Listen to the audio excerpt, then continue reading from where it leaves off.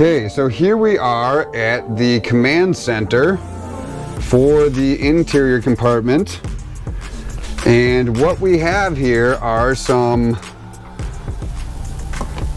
sensors that tell us where we're at for the gray water, the black water, fresh water, battery, and LP. So basically the gray water is everything that goes into the sinks, and the black water is everything that goes into the commode.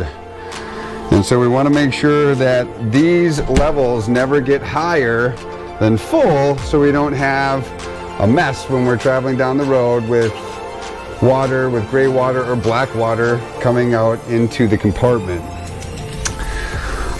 We also want to make sure that we maintain our battery levels. So if our batteries are low, that means the compartment batteries are low. The batteries do charge while it's on generator and shore and driving. The LP is the gas that's used for the stove and the oven and the heater as well. So here is an important feature over here. We want to make sure that if we do want to turn on the water heater, we turn the water heater on. In the summertime, I don't use that very often. It's kind of nice to have cool water, but if you do want hot water, you turn that on. The Arctic package is something that you don't have to worry about in the summertime.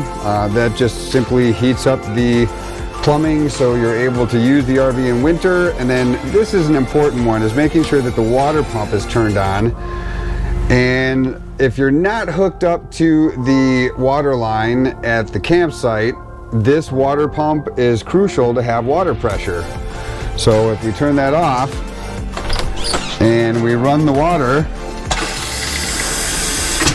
that water will start to not have any pressure because there is no pressure in the line. And then once we turn on the water pump, we can kind of hear the water pump running. We can see that we have continuous power then with the water.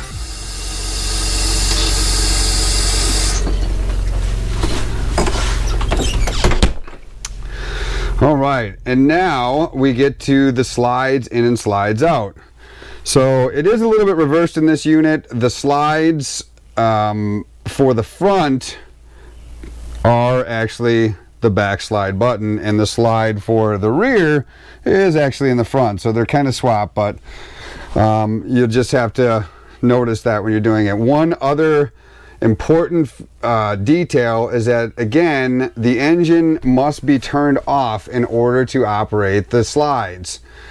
So if you are pulling in and you want to open the slides up and you're not hooked up to shore power, I highly recommend turning on the generator first, so you don't drain the batteries. The slides do require quite a bit of battery power, so having the generator on while the slides are being opened and closed is very important, or if it's plugged into shore power as well. Over here we also have the forward air conditioning unit, air handler, and then like one for the back as well. So we have two air conditioning units in this unit. I would recommend only running one air conditioning unit if you're running off of anything other than 50 amp shore power.